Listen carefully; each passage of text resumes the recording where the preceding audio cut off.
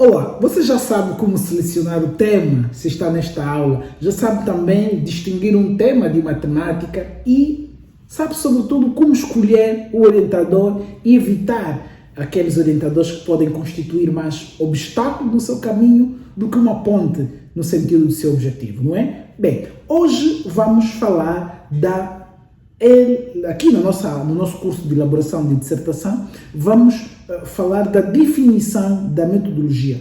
A metodologia é, digamos, o esqueleto do seu trabalho.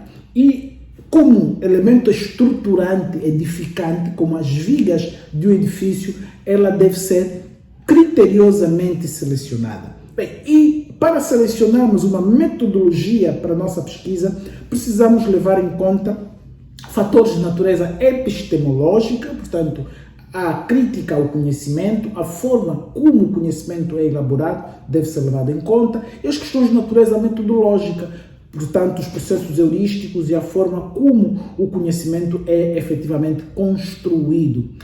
Estas opções, as questões de natureza epistemológicas e metodológicas, geram consequências ou implicações de natureza logística, nomeadamente o tipo de recursos que você vai precisar para levar a cabo a sua pesquisa.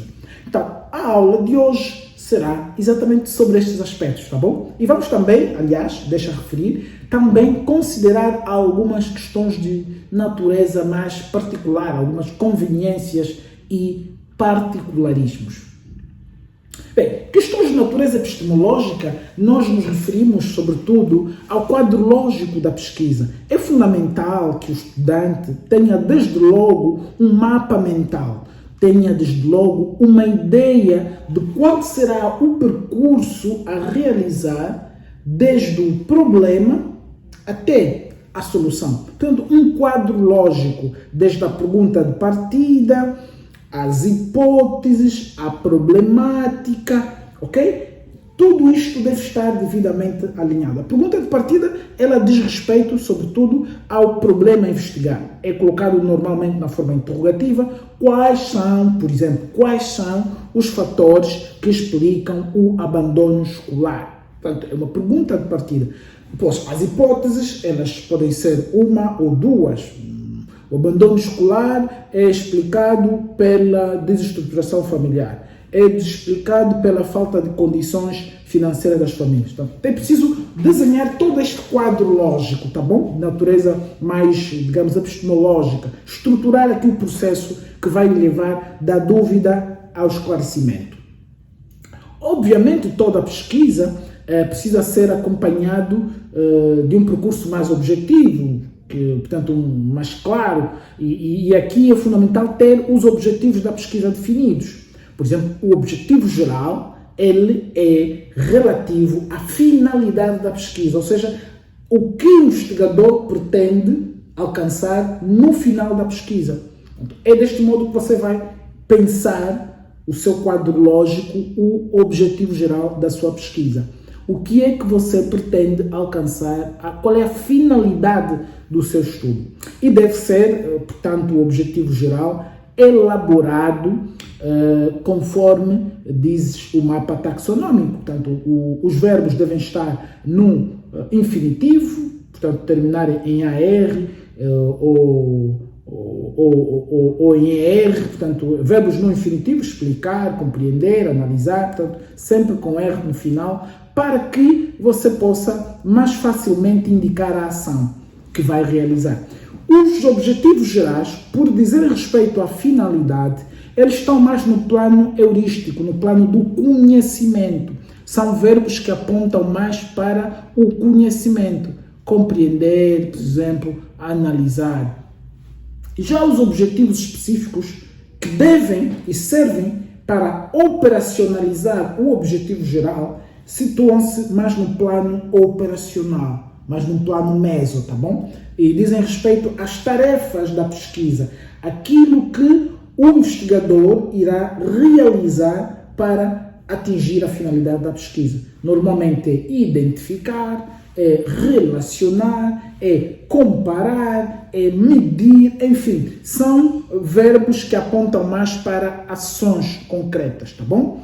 E a partir dali o investigador vai já, digamos, afinando a marcha da pesquisa e vai definindo a perspectiva e vai fazê-lo por via da criação de uma problemática. A problemática, o que é? E isto é importante dizer aqui, porque infelizmente alguns estudantes e algumas escolas não ensinam, por isso alguns estudantes não escrevem nos seus trabalhos a questão da problemática. A problemática diz respeito ao contexto em que a pesquisa é realizada, a inscrição, a vinculação do problema de pesquisa num contexto específico. É neste contexto específico que o investigador vai estudar aquele problema. Isto é extremamente importante e fundamental, porque a partir dali o investigador já consegue observar a constelação de variáveis que se organizam no entorno do seu problema. Consegue, inclusive, já divisar a variável independente, divisar a variável moderadora. Todos esses fatores é possível, efetivamente, divisar, desde logo, a partir da problemática, porque a problemática é a descrição do contexto em que o problema irá ser estudado, e aqui faz-se, efetivamente, digamos, a relação entre a teoria e a prática num contexto específico de estudo. Outras questões de natureza mais metodológica dizem respeito às amostras. A amostra normalmente é quando a perspectiva do estudo é quantitativa. Então é fundamental definir uma amostra. A amostra é uma parte da população que, por possuir condições de representatividade do todo, é estudada. Portanto, esse aqui é um conceito básico da estatística descritiva, não é? Portanto, nós vamos estudar a amostra. A amostra deve ser feita por processos próprios, existem processos próprios de amostragem, não vamos desenvolver aqui neste curso, que é muito prático.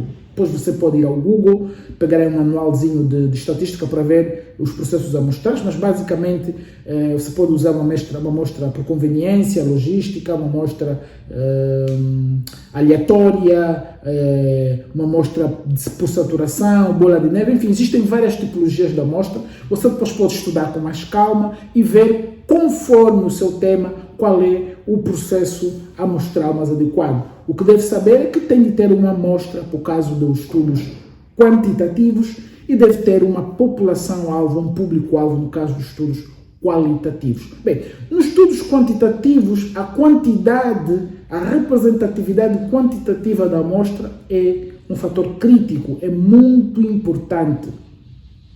Algo que já não se pede tanto em estudos de natureza qualitativa. E por essa razão é que há aquele velho debate, aquele velho celeuma entre as qualitativas e as quantitativas. A ideia segundo a qual as qualitativas são menos rigorosas, ou menos ciência, ou menos importantes, porque normalmente trabalham com um público menor que as amostras das quantitativas. Mas bem, isto não é aqui chamado para esta nossa aula, que deve ser straight on point, não é?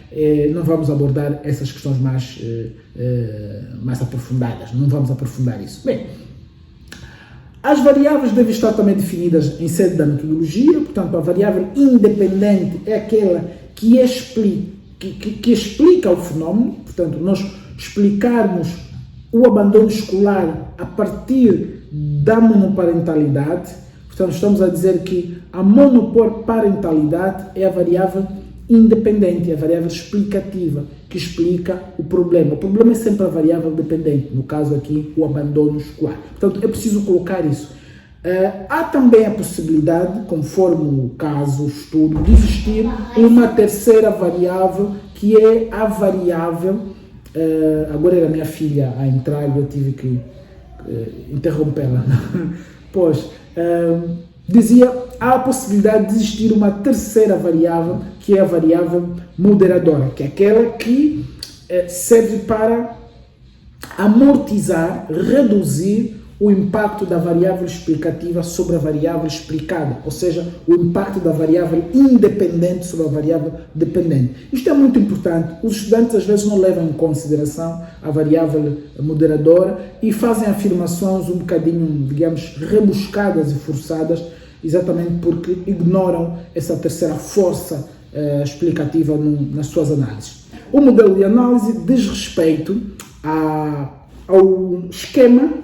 Normalmente é apresentado em forma de uma figura, uma espécie de organograma, não é propriamente um organograma, mas é uma figura com fluxos em que o investigador demonstra todo o processo heurístico, todo o caminho que ele irá percorrer desde o problema à solução. Portanto, o modelo de análise é essa demonstração que vai permitir que as pessoas e o próprio investigador facilmente visualizem qual é o esquema explicativo da abordagem que foi escolhida. Portanto, é fundamental ter aqui um modelo de análise onde vão estar as dimensões do problema, os indicadores do problema. As dimensões são planos mais gerais. Dentro de cada dimensão do problema existirão vários indicadores. Bem, os indicadores dizem respeito aos elementos que denunciam, portanto, evidenciam cada uma das dimensões. As dimensões, o que é que são? As dimensões são as partes constitutivas do fenômeno. Pense comigo, por exemplo, o exemplo que vemos dando aqui na aula sobre o abandono escolar. Quais seriam as dimensões do abandono escolar? A dimensão psicológica, econômica, social, cultural. Portanto, é um problema que pode ter essas dimensões todas. Dentro de uma dimensão, por exemplo, a dimensão econômica, podemos encontrar indicadores. Falta de recursos financeiros para pagar o transporte, para a criança ir para a escola, falta de recursos financeiros para alimentar a criança, para a criança ter forças para ir para a escola. Portanto, são estes os indicadores das dimensões. Isto você pode depois aprofundar noutros vídeos mais específicos em que nós aqui discutimos essas questões. O curso, como anunciamos e prometemos, e nós queremos cumprir, é muito prático, então vamos evitar aprofundar algumas questões que podem ser tratadas em outras oportunidades, tá bom?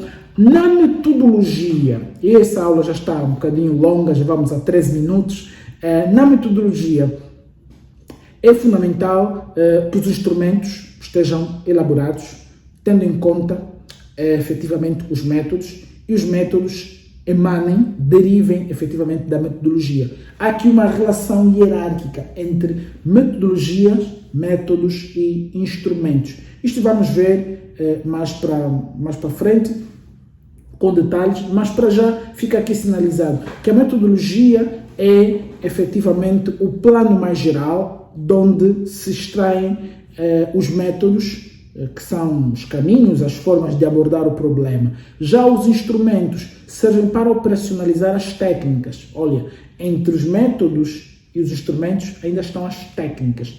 As técnicas, por exemplo, a entrevista é uma técnica, não é?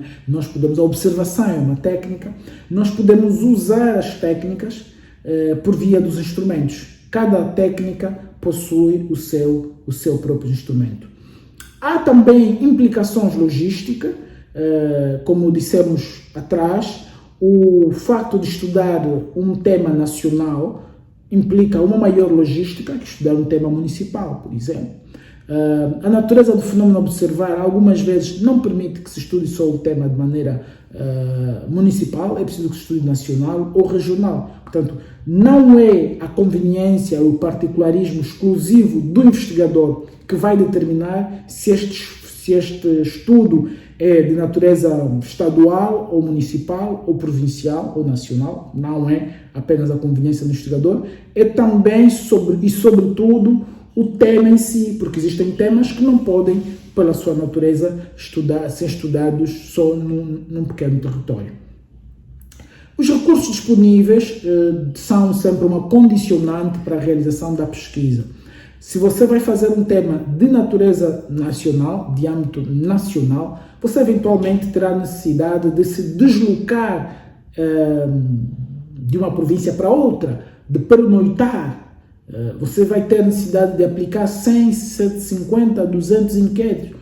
Embora hoje já não se façam mais impressões de papéis e andar como no passado, viam-se investigadores com mochilas de inquéritos a andar pelo país. Você tem um tablet, tem o MySurvey instalado no tablet ou no seu telemóvel e vai fazendo com o telemóvel ou com o tablet diretamente no Google Form ou no Survey, MySurvey, Monk Survey, está muitos softwares ali, você faz o seu trabalho. Portanto, mas há sempre aqui a implicação logística, quanto mais não seja para adquirir o tablet ou o telemóvel e ter o plano de internet ativo. Há sempre implicações e você não pode ficar,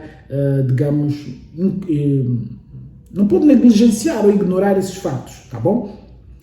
Bem, para concluir, a escolha da metodologia, ela acaba sempre por ficar, além destes aspectos que referimos atrás, acabam sempre por pesar a experiência do orientador e a experiência do investigador. Se o seu orientador é das qualitativas, tendencialmente ele vai conduzir os trabalhos para o seu campo de conforto, não é? Sua zona de conforto, para as qualitativas. E eu não vejo mal nenhum nisto. E se você também é das qualitativas, então escolheu bem o orientador, então ambos sentirão-se mais à vontade a trabalhar numa perspectiva mais qualitativa. Portanto, aqui falamos da experiência do investigador. E as circunstâncias, por exemplo, no tempo da Covid, nós todos ficamos condicionados à interação à distância. Portanto, a metodologia nunca seria presencial. Portanto, as circunstâncias acabam sempre por condicionar também a forma como vamos realizar a nossa pesquisa.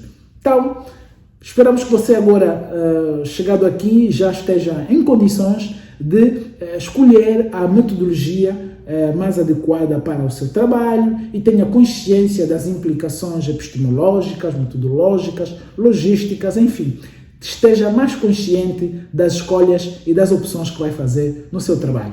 Vemo-nos na nossa aula número 4. Até lá!